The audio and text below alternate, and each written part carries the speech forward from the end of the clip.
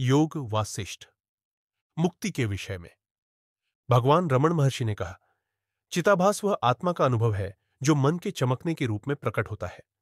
एक अद्वितीय आत्मा, तीन बनता है, तीन पांच बनते हैं और पांच से अनेक बनते हैं। अर्थात शुद्ध आत्मा सत्व जो एक प्रतीत होता है, संपर्क में आकर तीन सत्व रजस और तमस बनती है और इन तीनों से पांच तत्व उत्पन्न होते हैं और उन पांच तत्वों से समस्त ब्रह्मांड की रचना होती है। यही वह भ्रम उत्पन्न करता है कि शरीर ही आत्मा है। आकाश आकाश तत्व के दृष्टांत से इसे तीन श्रेणियों में विभाजित कर बताया गया है जो आत्मा में प्रतिबिंबित होती है। शुद्ध चेतना का असीमित क्षेत्र चिदाकाश, मानसिक चेतना का असीमित क्षेत्र चित्ताकाश और पदार्थ का असीमित क्षेत्र भूताकाश। जब चित्त को इसके तीन पहलुओं में विभाजित किया जाता है, मन, मनस, बुद्धि और अहंकार, तो इसे अंतःकरण कहा जाता है। करण का अर्थ होता है उपकरण। पैर, हाथ और शरीर के अन्य अंगों को बाह्य करण या बाहरी उपकरण कहते हैं, जबकि शरीर के भीतर कार्य करने वाली इंद्रियां अंतःकरण या आंतरिक उपकरण कहलाती है। वही आत्मा का भाव या चमकता हुआ मन जो इन आंतरिक उपकरणों के साथ कार्य करता है, उसे जीव या व्यक्तिगत आत्मा कहा जाता है। जब मानसिक चेतना, जो शुद्ध चेतना के स्थूल पक्ष का प्रतिबिंब है, पदार्थ के संसार को देखती है, तो उसे मानसिक आकाश, मनोआकाश कहा जाता है। पर जब वही चेतना शुद्ध चेतना के स्थूल पक्ष को देखती है, तो वह पूर्ण चेतना, चिन्मय कहलाती है। इसीलिए कहा गया है, मन ही मनुष्य के बंधन और मुक्ति का कारण है। यही मन अनेक प्रकार के भ्रमों की रचना करता है। यदि उपरोक्त गूढ़ सत्य का आत्मचिंतन के द्वारा अनुभव कर लिया जाए, तो यह अनेकता पहले पांच में विलीन होती है, पांच तीन में और तीन एक में। मान लो किसी को सिरदर्द है और वह कुछ औषधि लेकर ठीक हो जाता है, तो वह वैसा ही हो जाता है जैसा वह पहले था। सिरदर्द शरीर ही आत्मा है, इस भ्रम की तरह है। जब आत्मचिंतन रूपी औषधि दी जाती है, तो वह भ्रम समाप्त हो जाता है। यह सत्य है कि यह केवल परिपक्व मन वालों के लिए ही संभव है, अपरिपक्व लोगों के लिए नहीं। उनके लिए मंत्र का जप, मूर्ति पूजन, प्राणायाम, प्रकाश के स्तंभ का ध्यान और अन्य यौगिक, धार्मिक तथा आध्यात्मिक अभ्यासों को बताया गया है। इन अभ्यासों के माध्यम से लोग परिपक्व होते हैं और फिर आत्मचिंतन के मार्ग द्वारा आत्मा का साक्षात्कार करते हैं। वाल्मीकि ने कहा, महर्षि वशिष्ठ ने उपासम प्रकरण के उपदेश को पूर्ण किया और कहा, हे राम, तुमने उपासम प्रकरण को सुना है, अब मुक्ति के विषय में प्रकरण सुनो। जो राजा और ऋषिगण दरबार में विराजमान थे, वे वशिष्ठ के उपदेश में गहराई से डूबे हुए थे। उनके मन और दृष्टि पूर्णतः वशिष्ठ के वचनों और इशारों पर केंद्रित थे और वे चित्रों की भांति स्थिर प्रतीत हो रहे थे, जैसे वे जीवित मनुष्य न होकर मूर्तियां हों। वास्तव में ऐसा लग रहा था कि सूर्य, वायु, पक्षी, पशु, संपूर्ण प्रकृति महर्षि के वचनों में आत्मलीन होकर ध्यानपूर्वक सुन रही थी, जैसे आत्मा अपने अंतरतम स्वरूप की गूढ़ व्याख्या में डूबी हो। जब सूर्य अस्ताचल को जाने को था, तब महल में एकाएक नगाड़ों और तुरही की आवाज गूंजने लगी। कुछ क्षणों के लिए इन ध्वनियों ने वशिष्ठ की वाणी को दबा दिया। जब वह ध्वनि शांत हुई, तब वशिष्ठ ने राम से निम्न प्रश्न पूछा। वशिष्ठ ने कहा, हे राम, मैंने अब तक तुम्हें ऐसे वचनों से बुना हुआ एक जाल प्रदान किया है जो परम सत्य का संकेत करते हैं। इस जाल से अपने चंचल मनरूपी पक्षी को बांध दो और फिर उसे अपने हृदय में विश्राम करने दो। इस प्रकार तुम आत्मज्ञान प्राप्त कर सकोगे। हे राम, क्या तुमने इस सत्य को आत्मसात कर लिया है, जिसे मैंने विभिन्न उदाहरणों और भावों के साथ मिश्रित करके कहा है?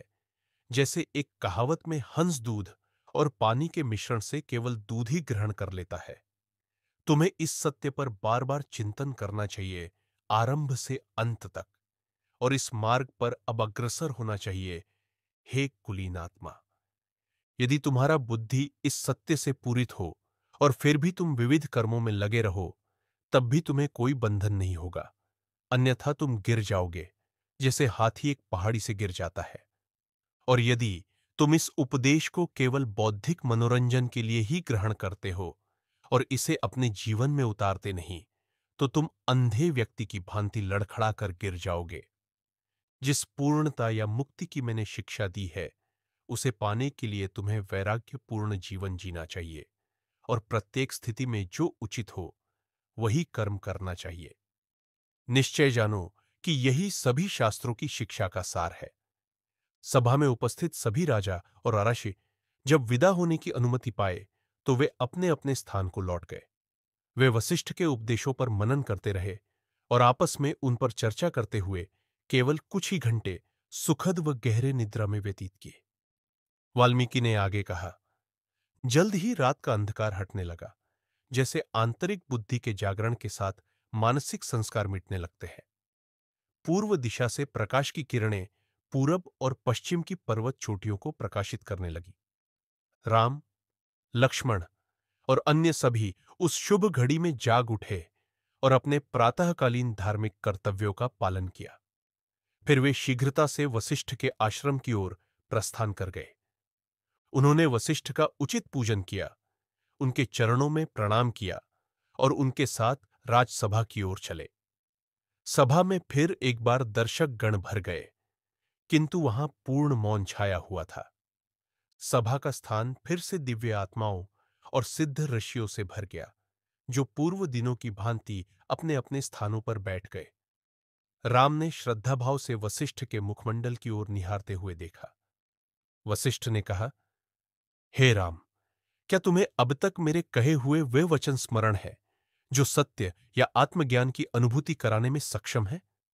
मैं एक बार फिर तुम्हें यह बताऊंगा कि कैसे पूर्णता को स्थायी रूप से स्थापित किया जा सकता है।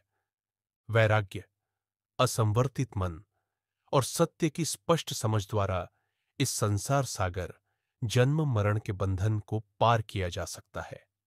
अतः तुम इस साधना में लग जाओ। जब सत्य का स्पष्ट अनुभव हो जाए और उसके विपरीत सभी भ्रांतियां पूर्णतः मिट जाए और जब सभी संस्कार वासनाएं समाप्त हो जाए, तब वह दुख रहित अवस्था प्राप्त होती है। एक ही अनंत परम सत्ता या ब्रह्म चेतना है। वह न तो समय और स्थान की कल्पनाओं से प्रभावित होती है, न ही उसमें कोई द्वैत या विभाजन होता है।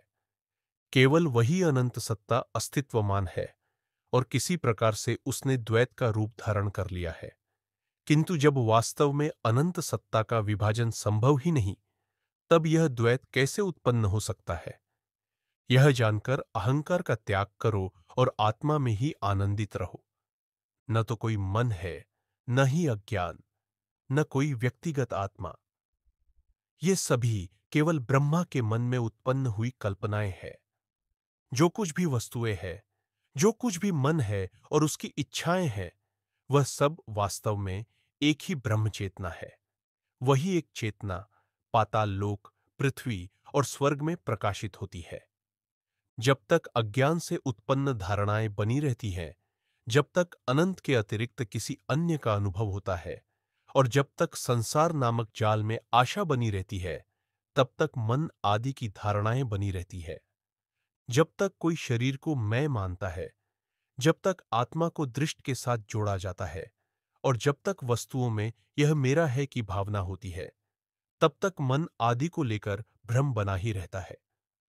वशिष्ठ ने आगे कहा, मन आदि का जो माया रूपी अस्तित्व है, वह तब तक बना रहता है जब तक कि सत्य का परम साक्षात्कार पूर्णतया वैराग्ययुक्त ज्ञानी पुरुषों की संगति के माध्यम से नहीं होता और जब तक दुष्टता का क्षय नहीं हो जाता। जब तक इस संसार का अनुभव एक वास्तविकता के रूप में बना रहता है और जब तक वह सत्य के स्पष्ट दर्शन से उत्पन्न ऊर्जा द्वारा डगमगाया नहीं जाता, तब तक मन आदि का अस्तित्व स्वयं सिद्ध प्रतीत होता है। यह भ्रांति तब तक बनी रहती है जब तक कि वस्तुगत अनुभव की लालसा के कारण अंध आश्रय बना रहता है और उसके परिणाम स्वरूप दुष्टता और मोह बना रहता है। परंतु उस व्यक्ति में जो सुख में आसक्त नहीं है, जिसका हृदय अपनी पवित्रता के कारण शीतल है और जिसने इच्छाओं, लालसाओं और आशाओं के पिंजरे को तोड़ दिया है, उसमें मन के अस्तित्व की यह भ्रांति समाप्त हो जाती है। जब वह अपने शरीर को भी एक मृग तृष्णा के समान मिथ्या अनुभव मानता है, तो उसमें मन कैसे उत्पन्न हो सकता है? वह जो अनंत का दर्शन करता है और जिसके हृदय में यह जगत प्रतीति विलीन हो चुकी है, उसमें जीव आदि की भ्रांति नहीं रहती। जब गलत धारणा समाप्त हो जाती है और आत्मज्ञान का सूर्य हृदय में उदय होता है, तो समझो कि मन नष्ट हो गया है। वह फिर कभी दिखाई नहीं देता, जैसे जले हुए सूखे पत्ते।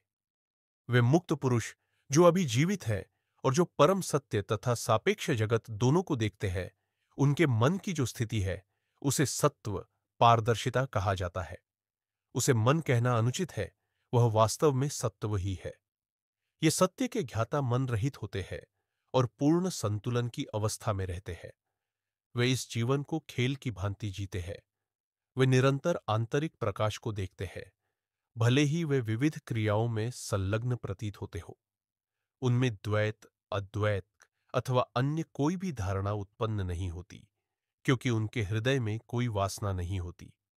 अज्ञान का बीज सत्व की अवस्था में जल चुका होता है और वह फिर कभी भ्रम उत्पन्न नहीं करता। हे राम, तुम उस सत्व की अवस्था को प्राप्त हो चुके हो और तुम्हारा मन ज्ञान की अग्नि में जल चुका है। वह ज्ञान क्या है? यही कि अनंत ब्रह्म ही अनंत ब्रह्म है और जगत की प्रतीति केवल एक प्रतीति है, जिसकी वास्तविकता भी ब्रह्म ही है। यह प्रतीति, जैसे कि तुम्हारा राम शरीर, जड़ है, अवास्तविक है। इसकी वास्तविकता उसके आधारभूत तत्व चेतना की वास्तविकता है। फिर तुम शोक क्यों करते हो? परंतु यदि तुम्हें यह अनुभव हो कि यह सब चेतना ही है, तो तुम में विविधता की धारणा उत्पन्न नहीं होनी चाहिए। अपनी अनंत चेतना की मूल प्रकृति को स्मरण करो। विविधता की सभी धाराओं को त्याग दो। तुम वही हो जो तुम हो। नहीं, वह भी एक धारणा है। तुम उससे परे एक स्वप्रकाशमान सत्ता हो। तुम्हें प्रणाम है, हे ब्रह्मांड रूपी सत्ता, जो अनंत चेतना है। वशिष्ठ ने आगे कहा, तुम वही चेतना का सागर हो, जिसमें असंख्य तरंगे और लहरें उत्पन्न होती है, जिन्हें ब्रह्मांड कहा जाता है। तुम वास्तव में अस्तित्व और अनस्तित्व की स्थितियों से भी परे हो, जो केवल मन की कल्पनाएं हैं। इन सभी संकीर्णताओं से ऊपर उठो और इस प्रकार समस्त द्वैत से भी ऊपर उठो। तुम में कैसे वासनाएं और सीमाएं हो सकती है? ये सभी धारणाएं, यह एक वासना है, यह एक जीव है, चेतना में ही उत्पन्न होती है। तो फिर ये चेतना से भिन्न कैसे हो सकती है? और यदि वे चेतना से भिन्न नहीं है, तो हम ये कैसे कह सकते हैं कि वे चेतना में उत्पन्न होती है? जो राम कहलाते हो, वह वास्तव में चेतना का वह अनंत और महान सागर है, जिसमें असंख्य ब्रह्मांड लहरों के समान उत्पन्न और लीन होते रहते हैं। पूर्ण समता की स्थिति में स्थित रहो। तुम अनंत आकाश के समान हो। जैसे अग्नि से ऊष्मा, कमल से सुगंध, काजल से कालिमा, बर्फ से श्वेतता, गन्ने से मिठास और दीपक से प्रकाश अभिन्न होते हैं, वैसे ही अनुभव भी चेतना से अभिन्न है। जैसे लहरें समुद्र से अलग नहीं होती, वैसे ही ब्रह्मांड भी चेतना से अलग नहीं है। अनुभव चेतना से भिन्न नहीं है। अहंकार अनुभव से भिन्न नहीं है। जीव अहंकार से भिन्न नहीं है और मन जीव से भिन्न नहीं है। इंद्रियां मन से, शरीर इंद्रियों से, जगत शरीर से भिन्न नहीं है और इसके अतिरिक्त कुछ भी नहीं है। इन आपस में निर्भर श्रेणियों की यह परंपरा बहुत समय से चली आ रही है। फिर भी इसे किसी ने आरंभ नहीं किया और न ही यह कहा जा सकता है कि यह बहुत लंबे या बहुत कम समय से अस्तित्व में है। हे राम, सच्चाई यह है कि यह सब अनंत की आत्म अनुभूति के अतिरिक्त और कुछ नहीं है। शून्य में शून्यता है, ब्रह्म में ब्रह्म व्याप्त है, सत्य में सत्य चमकता है और पूर्णता में पूर्णता व्याप्त है। ज्ञानी पुरुष संसार में रहते हुए भी कुछ नहीं करता, क्योंकि वह कुछ चाहता नहीं है। इसी प्रकार हे राम, तुम भी अंतर में आकाश के समान निर्मल रहो, लेकिन बाहर उपयुक्त कर्म करो। जिन परिस्थितियों में प्रसन्नता या दुख उत्पन्न हो सकता है, उनमें एक लकड़ी के ठूंठ के समान अविचलित रहो। जो अपने हत्यारे के प्रति भी मैत्री रखता है, वही सत्य दृष्टा है। जो राग द्वेष से ऊपर नहीं उठा है, उसकी पूजा व्यर्थ प्रयास है। वही व्यक्ति मुक्त है, जो अहंकारपूर्ण और संकल्प युक्त कर्मों से मुक्त है और किसी भी वस्तु में आसक्ति नहीं रखता। चाहे वह संसार को नष्ट कर दे, फिर भी वह कुछ नहीं करता। जिस व्यक्ति में समस्त धारणाएं और आदतें समाप्त हो चुकी है, उसने समस्त मानसिक बंधनों और संस्कारों को पार कर लिया है। वह उस दीपक के समान है जिसे तेल नहीं मिला है। वशिष्ठ ने कहा, हे राम, मन, बुद्धि, अहंकार तथा इंद्रियां, ये सभी स्वतंत्र चेतना से रहित है। फिर यह जीव और शेष सब किसमें स्थित है? जैसे चंद्रमा एक ही होता है, परंतु दोषपूर्ण दृष्टि या प्रतिबिंबित माध्यम की हलचल के कारण वह दो या अधिक प्रतीत होता है, वैसे ही आत्मा, अंतर्बोध या चैतन्य एक ही है, परंतु विचारों की हलचल के कारण वह अनेक प्रतीत होता है। जैसे अंधकार के हटते ही रात्रि का अंत हो जाता है, वैसे ही सुख की लालसा का विष जब समाप्त होता है, तब अज्ञान का अंत हो जाता है। यह सुख की लालसा रूपी घातक विष शास्त्रों के वचनों की जादुई औषधि से तुरंत नष्ट हो जाता है। जिस क्षण दुष्टता या मूर्खता समाप्त हो जाती है, उसी क्षण मन और उसके सारे अनुचरों का अंत हो जाता है, जैसे धागा टूटने पर मोती बिखर जाते हैं। अतः हे राम, जो शास्त्रों को त्याग देते हैं, वे कीड़े मकोड़ों के समान जीवन अपनाते हैं और स्वयं ही अपना विनाश करते हैं। जब वायु शांत हो जाती है, तब झील की सतह भी शांत हो जाती है। उसी प्रकार जब अज्ञानजन्य हलचल समाप्त होती है, तब पत्नी और अन्य भोग वस्तुओं के प्रति आसक्ति से उत्पन्न नेत्रों की चंचलता भी समाप्त हो जाती है। निस्संदेह हे राम, तुमने उस स्थिरता को प्राप्त कर लिया है। तुमने मेरे वचनों को ध्यानपूर्वक सुना है और इसी कारण तुम में अज्ञान का आवरण हट गया है। सामान्य मनुष्यों पर भी अपने कुल गुरु के वचनों का गहरा प्रभाव पड़ता है। फिर तुम जैसे विस्तृत दृष्टि वाले महापुरुष पर उसका कितना अधिक प्रभाव पड़ेगा। राम ने कहा, भगवन, आपके ज्ञानपूर्ण वचनों को सुनकर यह जो संसार बाहर प्रतीत होता था, अब वह वास्तविक नहीं लगता और मेरा मन शांत हो गया है। मैं परम शांति में स्थित हूं। मैं इस संसार को जैसे वह है वैसे ही देख रहा हूं, अनंत चेतना के रूप में, जो मेरे समक्ष अनंत रूपों में प्रकट हो रही है। मेरे सभी संदेह समाप्त हो गए हैं। मैं आकर्षण और द्वेष से मुक्त हूं। मैं स्वभाव में स्थित हूं। मैं स्वस्थ हूं, स्व में स्थित हूं और मैं आनंदित हूं। मैं वह राम हूं जिसमें समस्त लोग आश्रय पाते हैं। मुझे प्रणाम है, आपको भी प्रणाम है। मानसिक संस्कार समाप्त हो चुके हैं। मन का अंत हो गया है। मैं आत्मा को ही सर्वस्व के रूप में देख रहा हूं। जब मैं अतीत की बातों को सोचता हूं, तो उस द्वैत की मूर्ख कल्पनाओं पर हंसी आती है जो मैंने पहले संजो रखी थी। यह सब आपके अमृत तुल्य उपदेशों के प्रभाव से संभव हुआ है। इस संसार में रहते हुए भी मैं प्रकाश के लोक में हूं। आपके प्रकाशित हृदय से जो सर्वोच्च ज्ञान के वचन रूपी प्रकाश की किरणें निकलती है, उनके कारण मैं अभी और यहीं परम आनंद में निमग्न हूं। वशिष्ठ ने पुनः कहा, हे राम, तुम मुझे प्रिय हो, इसलिए मैं तुम्हें फिर से सत्य कहता हूं। ध्यानपूर्वक सुनो। सुनो, भले ही इसके लिए तुम्हें विविधता के अस्तित्व को मान लेना पड़े। तुम्हारी चेतना का विस्तार होगा और जो सत्य मैं प्रकट करने वाला हूं, वह उन लोगों को भी दुख से बचा लेगा जो पूर्ण रूप से जागरूक नहीं है। जब कोई अज्ञानी होता है, तो वह शरीर को ही आत्मा मानने की भ्रांति पालता है। उस अवस्था में उसकी अपनी इंद्रियां ही उसकी सबसे बड़ी शत्रु बन जाती है। परंतु जो आत्मज्ञान से संपन्न होता है और सत्य को जानता है, उसकी इंद्रियां उसकी मित्र बन जाती है। वे प्रसन्न और संतुष्ट रहती है और उसे नष्ट नहीं करती। जो व्यक्ति शरीर और उसकी क्रियाओं से घृणा करता है, वह उसे तुष्ट नहीं करता और इस प्रकार कष्ट को आमंत्रित नहीं करता।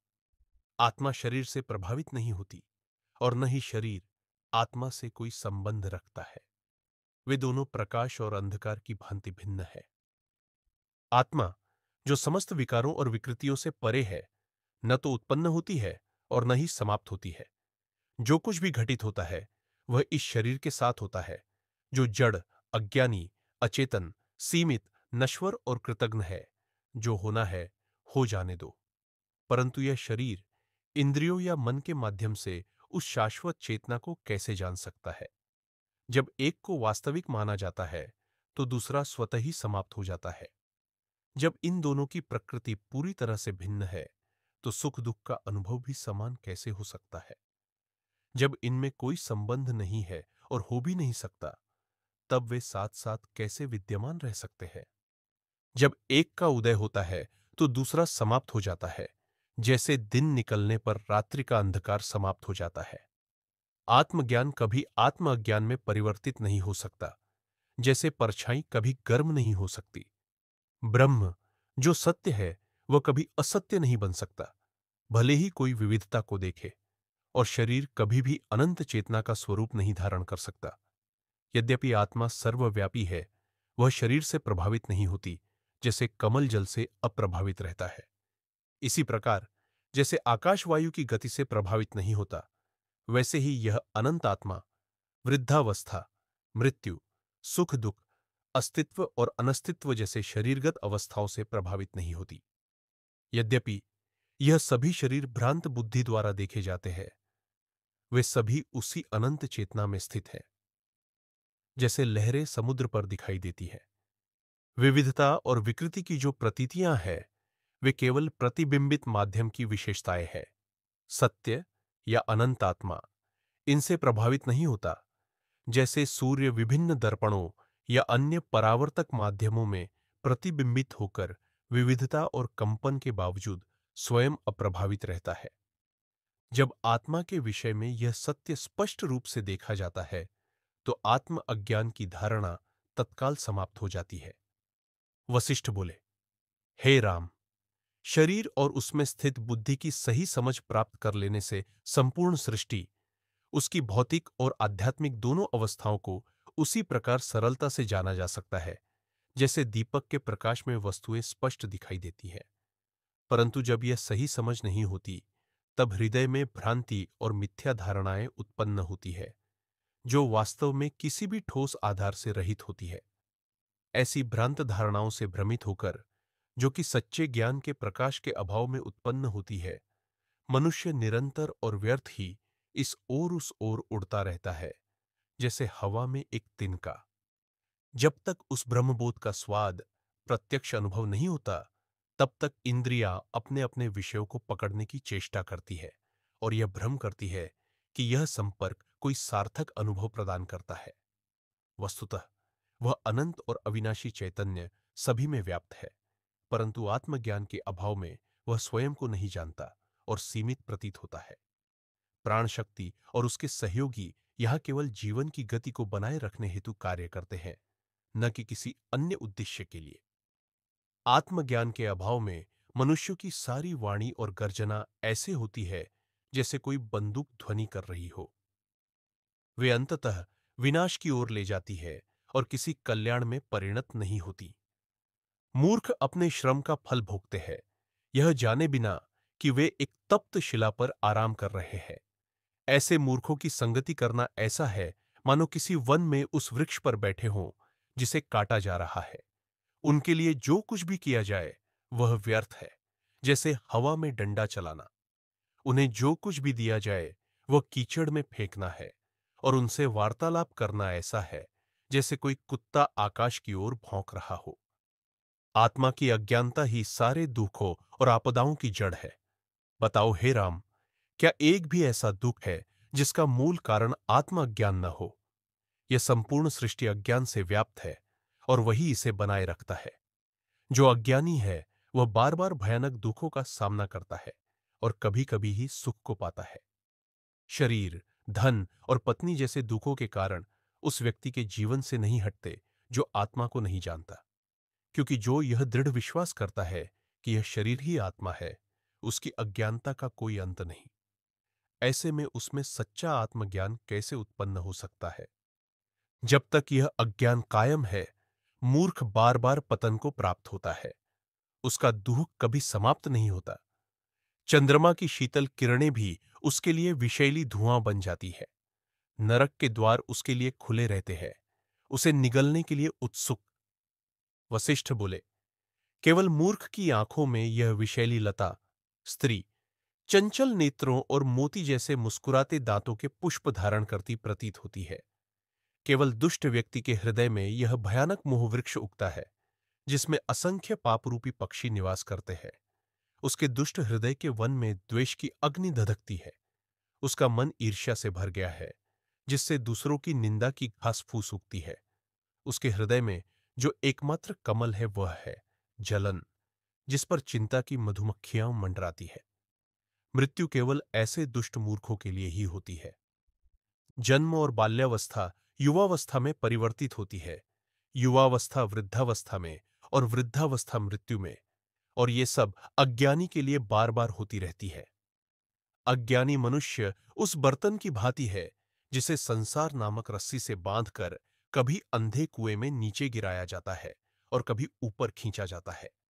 यही संसार रूप सागर ज्ञानी के लिए बछड़े के पांव के निशान जितना तुच्छ होता है, परंतु अज्ञानी के लिए यह दुह का अथाह और अंतहीन समुद्र है। जैसे एक पिंजरे में बंद पक्षी स्वतंत्र नहीं हो सकता, वैसे ही अज्ञानी जो केवल अपनी इंद्रियों की तृप्ति में लगा रहता है, वह भी बंधन से मुक्त नहीं हो सकता। उसका मन अनगिनत प्रवृत्तियों और वासनाओं से भ्रमित होता है, जिससे वह जीवन मरण के चक्र को स्पष्ट नहीं देख पाता। ऐसे अज्ञानी को बांधने के लिए उसका अपना मोह संसार में विविध प्रकार के भ्रमित करने वाले संबंधों का जाल बिछा देता है। अपनी आंखों के एक छोटे से मांसल टुकड़े से वह मूर्ख केवल पृथ्वी के एक अंश को देखता है और उसे पर्वत, झील, वन और नगर मान लेता है। अज्ञान एक विशाल वृक्ष है जिसने सभी दिशाओं में अपनी शाखाएं फैला दी है और अनगिनत भ्रमरूपी पत्तियां उत्पन्न की है। उस वृक्ष पर असंख्य पक्षी, अज्ञानी की भोग जनित अनुभूतियां वास करते हैं। जन्म उसकी पत्तियां है, कर्म उसकी कलियां है, पुण्य और पाप उसके फल है, धन और सौभाग्य उसके पुष्प है। यह अज्ञान चंद्रमा के समान है जो तब उदय होता है जब ज्ञान सूर्य अस्त हो चुका हो। पुनर्जन्म उसकी किरणें हैं, और यह अज्ञान दोषों और अपूर्णताओं का स्वामी है। वासनाएं और आदतें इस चंद्रमा की अमृत जैसी किरणें हैं जिन्हें आशा और इच्छा के पक्षी पीते हैं। अज्ञान के अंधकार में मूर्ख सोचता है कि वह संसारिक वस्तुओं में सुख का अनुभव करता है। इन वस्तुओं में जो मधुरता का बाह्य रूप दिखता है, वह केवल अज्ञान का प्रभाव है, क्योंकि ये सभी वस्तुएं उत्पत्ति और विनाश वाली है, सीमित है और नाशवान है। वशिष्ठ जी का उपदेश जारी है।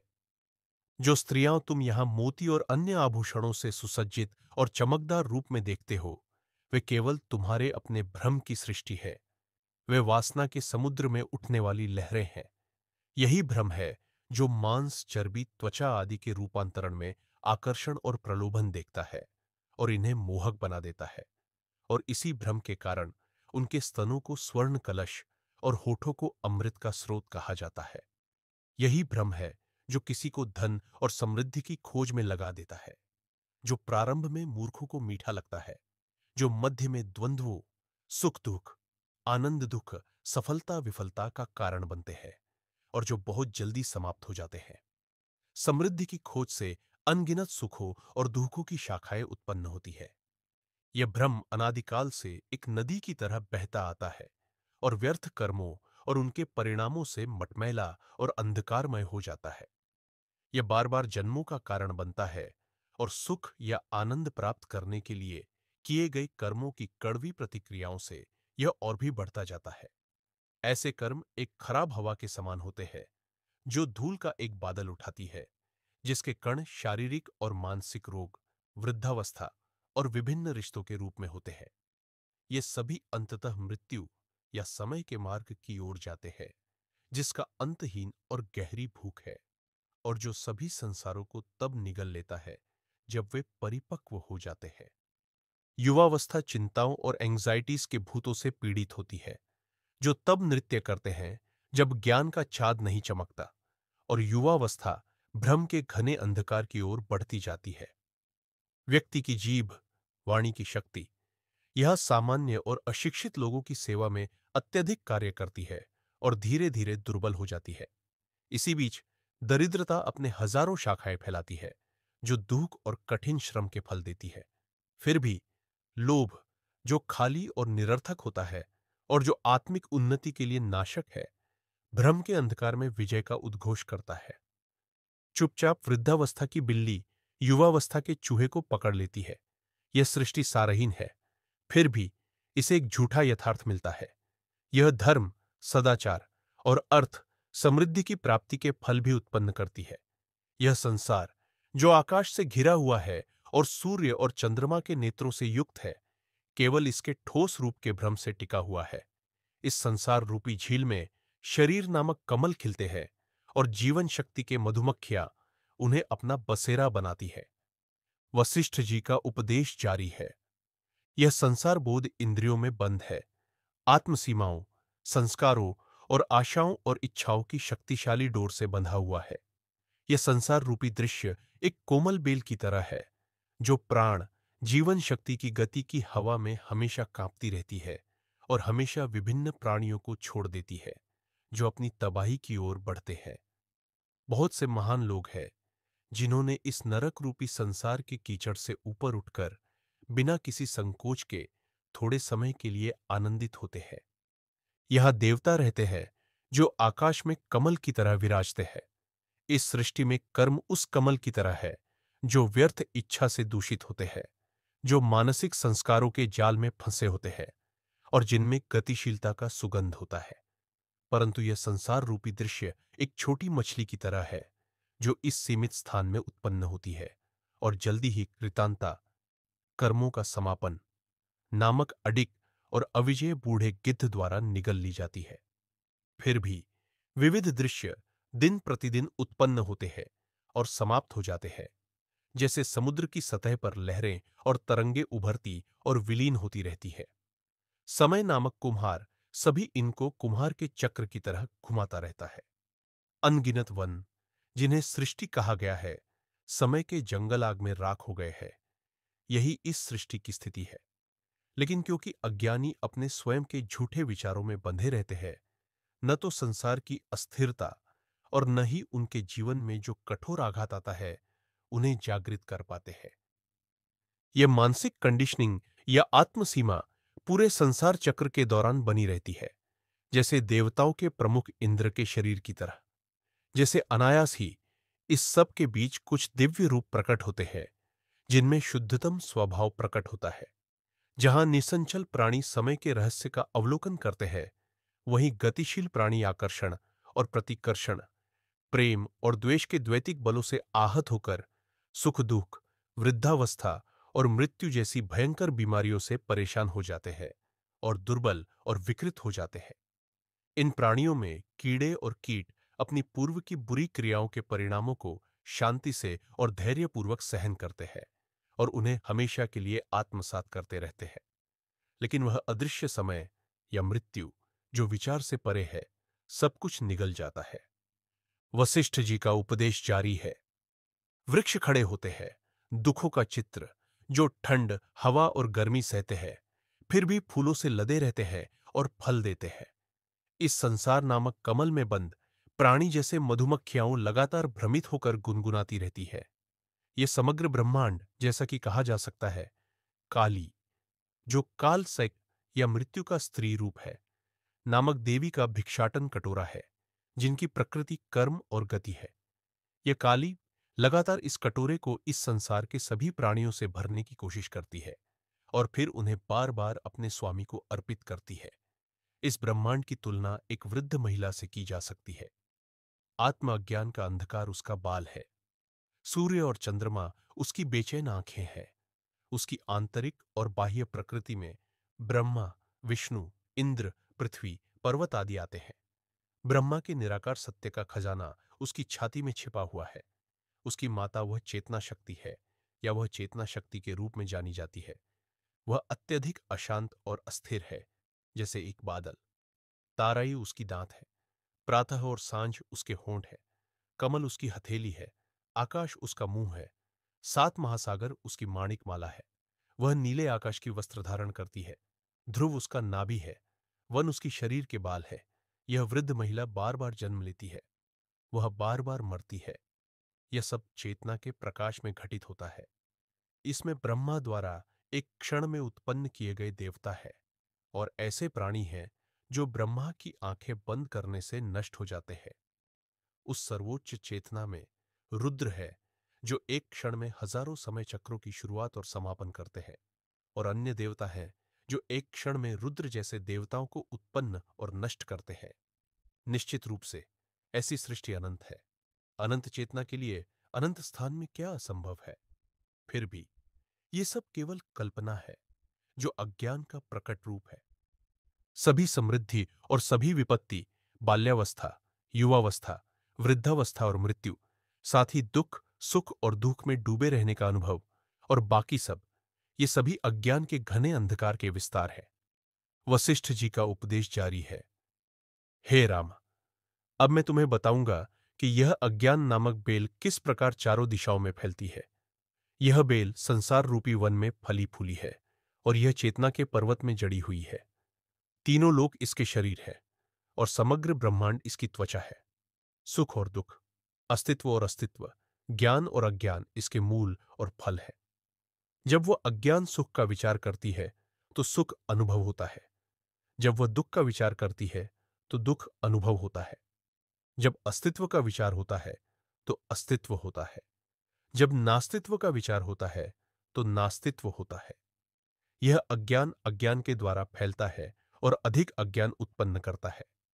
जब यह ज्ञान की ओर अग्रसर होती है तो यह ज्ञान को ग्रहण करती है और अंत में ज्ञान में परिणत होती है। यह अज्ञान की बेल अपनी विभिन्न क्रीड़ाओं और मानसिक अवस्थाओं या रूपों में प्रकट होती है। कहीं न कहीं, कभी यह ज्ञान से संपर्क करती है और शुद्ध होती है, लेकिन यह फिर से जुड़ जाती है। यह सभी भावनाओं और इंद्रिय अनुभवों का स्रोत है। इसका रस अतीत के अनुभवों की स्मृति है। विचार या आत्म का अन्वेषण वह दीमक है जो इसे खाता है। आकाश में जो तारे और ग्रह चमकते हैं, वे इस बेल के फूल है। यह बेल मन द्वारा हिलाई जाती है। यह धारणा के पक्षी इससे जुड़ी होती है। इंद्रिय के झरीले सांप इसे घेरते हैं। निषिद्ध क्रियाओं का अजगर इसमें निवास करता है। यह स्वर्ग के प्रकाश से प्रकाशित होती है। यह प्राणियों के जीवन्यापन से भरी हुई है। इसमें और भी कई चीजें हैं। वे सभी चीजें जो मूर्खों को भ्रमित करती है, वे सभी चीजें जो ज्ञान को बढ़ावा देती है, और अनगिनत प्राणी। इसमें वे भी हैं जो उत्पन्न होते हैं, जो उत्पन्न होने वाले हैं, जो मरे हुए हैं और जो मरने वाले हैं। यह कभी आंशिक रूप से कटती है, कहीं यह पूरी तरह से नहीं कटती, जो पूरी तरह से अपरिपक्व होते हैं, लेकिन इसे पूरी तरह से नष्ट करना असंभव है। अतीत, वर्तमान और भविष्य इसमें समाहित है। यह एक घातक बेल है जो मनुष्य को अज्ञेय बना देती है, परंतु यह उस समय मर जाती है जब इसे दृढ़ता से परखा जाता है। यह बेल स्वयं इन सभी रूपों में प्रकट होती है। तारे और ग्रह, प्राणी, पौधे, तत्व, आकाश और पृथ्वी, देवता और कीड़े, इस ब्रह्मांड में जो कुछ भी है वह इस अज्ञान से व्याप्त है। जब इसे पार किया जाता है तो आत्मज्ञान प्राप्त होता है। राम ने पूछा, भगवान, मुझे आपके कथन पर आश्चर्य हो रहा है कि विष्णु और शिव जैसे देवता भी इस अज्ञान या अविद्या के हिस्से हैं। कृपया इस कथन को और विस्तार से समझाएं। वशिष्ठ ने उत्तर दिया, सत्य या अस्तित्व चेतना, आनंद निराकार और अतीत है। यह सर्वोत्तम शांति और सर्वव्यापक है। यह कल्पना और वर्णन से परे है। इसमें स्वाभाविक रूप से अवधारणात्मकता की क्षमता उत्पन्न होती है। यह आत्मसमझ तीन प्रकार की मानी जाती है: सूक्ष्म, मध्य और स्थूल। वह बुद्धि जो इन तीनों को समझती है, उन्हें सात्विक, राजस और तामस के रूप में मानती है। ये तीनों मिलकर प्रकृति बीजी या प्रकृति का निर्माण करते हैं। अविद्या या अज्ञान प्रकृति से या प्रकृति ही है, और यह तृतीयक है।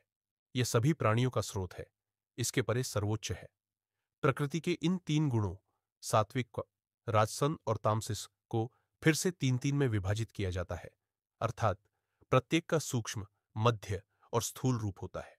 इस प्रकार कुल मिलाकर 9 श्रेणियां होती है। ये 9 गुण समग्र ब्रह्मांड का निर्माण करते हैं।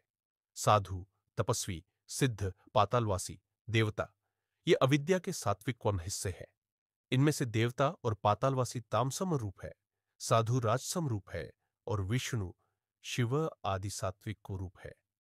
जो सात्विक श्रेणी में आते हैं वे पुनर्जन्म नहीं लेते, अतः उन्हें मुक्ति प्राप्त मानी जाती है। वे जब तक यह संसार रहता है तब तक विद्यमान रहते हैं। अन्य जैसे साधु जो जीवित रहते हुए मुक्त हो जाते हैं, जीवन मुक्त समय के साथ अपना शरीर छोड़ते हैं, कंपोनेंट प्लेसमेंट देवताओं के लोक में पहुंचते हैं, वहां संसार के अस्तित्व के दौरान रहते हैं और फिर मुक्ति प्राप्त करते हैं। इस प्रकार अविद्या या अज्ञान का यह भाग अब विद्या या आत्मज्ञान में परिणत हो गया है। अविद्या विद्या में उसी प्रकार उत्पन्न होती है जैसे समुद्र में तरंगें उत्पन्न होती है, और अविद्या विद्या में उसी प्रकार विलीन हो जाती है जैसे तरंगें जल में विलीन हो जाती है। अविद्या और ज्ञान के बीच का भेद अवास्तविक और मौखिक है। ठीक वैसे ही अज्ञान और ज्ञान के बीच का भेद अवास्तविक और मौखिक है। यहां न तो अज्ञान है और न ही ज्ञान।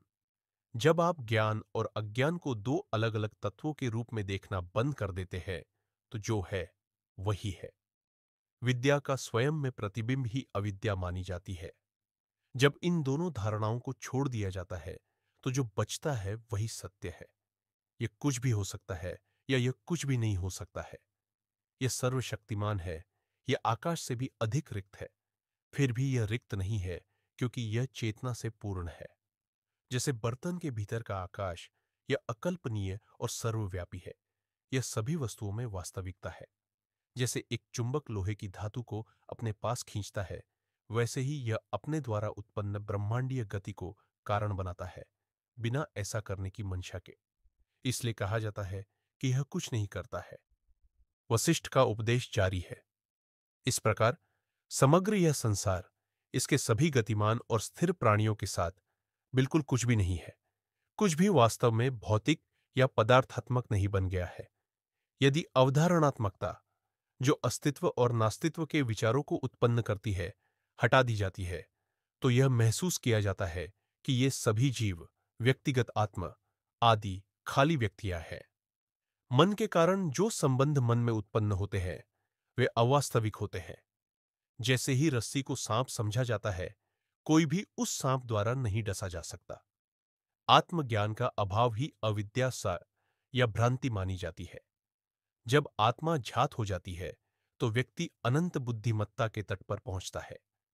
जब चेतना अपने ही वस्तु के रूप में स्वयं को निरूपित करती है और स्वयं को उसके अपने निरीक्षण का विषय मानती है तो वह अविद्या साता या अज्ञान होता है। जब इस विषय वस्तु धारा को पार किया जाता है तो सभी आच्छादनों का नाश हो जाता है जो वास्तविकता को घेरते हैं।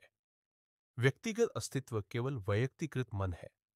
व्यक्तित्व उस समय तक रहता है जब तक वह मानसिकता रहती है। जब तक बर्तन है तब तक उस बर्तन में इनक्लोज आकाश का विचार होता है। जब वह टूटता है तो केवल अनंत आकाश ही रहता है, भले ही पहले बर्तन का आकाश कल्पित किया गया था।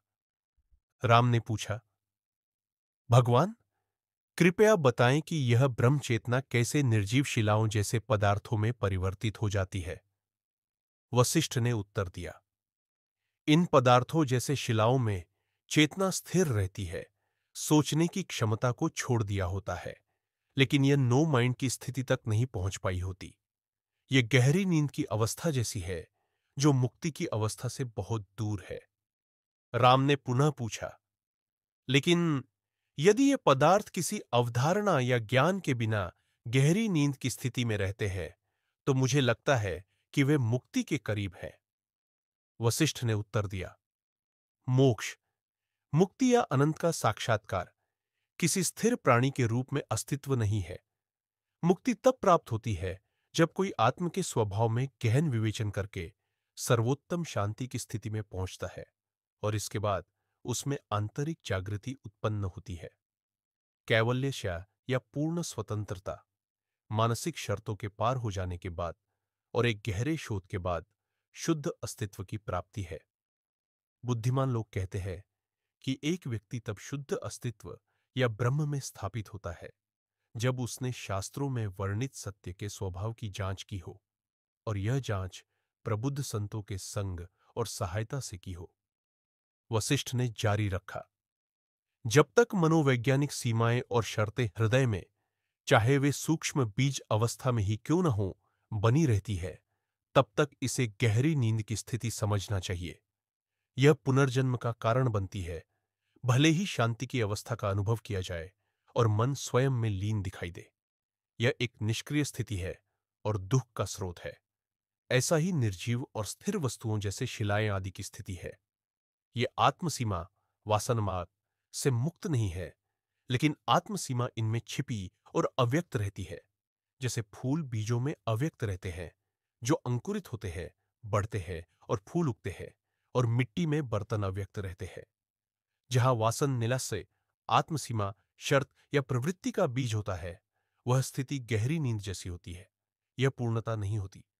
जब सभी वासनाएं नष्ट हो जाती हैं और वासनल की संभाव्यता भी नहीं रहती, तो वह अवस्था चौथी, जागृति, स्वप्न और गहरी नींद के पार और अतिव्याप्त होती है। यह पूर्णता की ओर ले जाती है।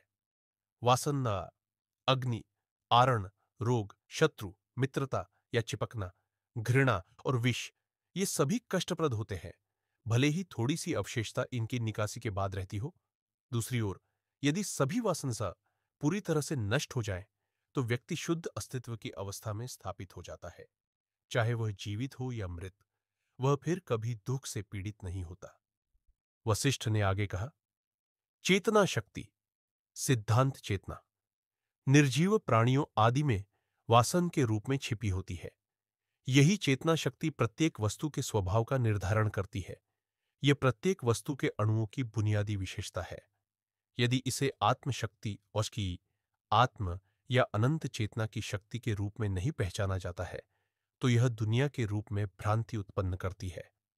यदि इसे सत्य के रूप में पहचाना जाता है, जो अनंत चेतना है, तो वह साक्षात्कार सभी दुखों का नाश कर देता है।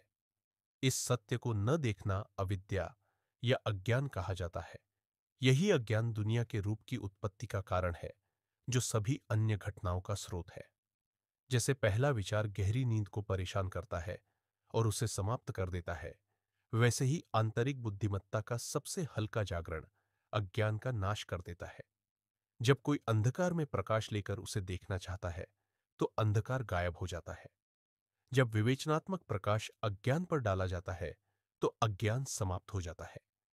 जब कोई यह पूछने लगता है, यह शरीर जो रक्त मांस हड्डी आदि से बना है, मैं क्या है, तो तुरंत अज्ञान समाप्त हो जाता है। जो चीज का आरंभ होता है, उसका अंत भी होता है। जब सभी चीजों को जो आरंभ से उत्पन्न होती है को नकारा किया जाता है, तो जो बचता है वही सत्य है, जो अविद्या या अज्ञान का नाश है। आप इसे कुछ भी मान सकते हैं या कुछ नहीं मान सकते। वह चीज खोजी जानी चाहिए, जो है जब अज्ञान का नाश हो जाता है। जो मीठा स्वाद एक व्यक्ति को मिलता है, वह दूसरे को अनुभव नहीं होता। किसी और के द्वारा अविद्या के समाप्त होने का वर्णन सुनने से आपकी प्रबोधनता नहीं होती। प्रत्येक को इसे स्वयं अनुभव करना होता है। संक्षेप में, अविद्या वह विश्वास है कि यह एक वास्तविकता है, जो ब्रह्म या ब्रह्मानंद नहीं है। जब यह निश्चित ज्ञान हो जाता है कि यह वास्तव में ब्रह्म है, तो अविद्या समाप्त हो जाती है।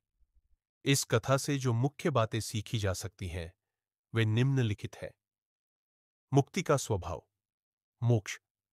मुक्ति न तो स्थिर या निर्जीव वस्तुओं की तरह कोई निष्क्रिय अवस्था है, बल्कि यह गहरे आत्मनिर्विवेचन, मानसिक संकुचन से पार पाकर सर्वोत्तम शांति और जागरण की अवस्था में पहुंचने का परिणाम है। सच्ची मुक्ति, मोक्ष, तब प्राप्त होती है जब कोई व्यक्ति अपनी सभी सीमाओं को पार कर जाता है, चाहे वे शारीरिक, मानसिक या भावनात्मक हो। आत्मनिर्विवेचन का महत्व। मुक्ति आत्मनिर्विवेचन के माध्यम से आती है। यह निष्क्रिय अस्तित्व के बारे में नहीं है, बल्कि यह अपने असली स्वभाव के बारे में जागरूकता और समझ प्राप्त करने का विषय है। आत्म की सच्चाई का ज्ञान प्राप्त करने से ही अज्ञान का नाश होता है। गहरी नींद और मुक्ति का अंतर। जबकि गहरी नींद को शांति की अवस्था के रूप में देखा जा सकता है, यह मुक्ति नहीं है। गहरी नींद स्थिर और सूक्ष्म संकुचन वासनाएं से बंधी होती है और यह पुनर्जन्म का कारण बनती है। मुक्ति केवल तब होती है जब सभी संकुचन वासनाएं सचेतन रूप से पार कर दी जाती है। वासनाएं स्वयं सीमाएं। यहां तक कि निर्जीव वस्तुओं जैसे पत्थरों में भी वासनाएं होती है, जो उनकी प्रकृति का निर्धारण करती है। जब ये वासनाएं समाप्त हो जाती है, तब शुद्ध होने की अवस्था प्राप्त होती है। मुक्ति के लिए सभी सूक्ष्म और गहरे वासनाओं का पार होना आवश्यक है। अज्ञान, अविद्या और ज्ञान, विद्या। अविद्या या अज्ञान वह विश्वास है कि कुछ ऐसी वास्तविकता है जो ब्रह्म या ब्रह्म ज्ञान से अलग है। सच्चा ज्ञान यह है कि यही ब्रह्म है। संसार का रूप और सभी घटनाएं इस अज्ञान से उत्पन्न होती हैं, और जब यह अज्ञान समाप्त हो जाता है, तब अंतिम सत्य ब्रह्म का ज्ञान होता है। प्रत्यक्ष अनुभव का महत्व। ज्ञान और मुक्ति व्यक्तिगत है। किसी और से मुक्ति का वर्णन सुनकर आप उसे प्राप्त नहीं कर सकते। प्रत्येक व्यक्ति को सत्य का प्रत्यक्ष अनुभव करना होता है। अविद्या का नाश और ब्रह्म का प्रत्यक्ष अनुभव ही सच्ची मुक्ति प्रदान करता है। अद्वैतता। यह कथा अद्वैतता, नॉन ड्युअलिटी के सिद्धांत को मजबूत करती है, जहां विषय और वस्तु, ज्ञान और अज्ञान के बीच भेद को अंततः भ्रांतिपूर्ण माना जाता है।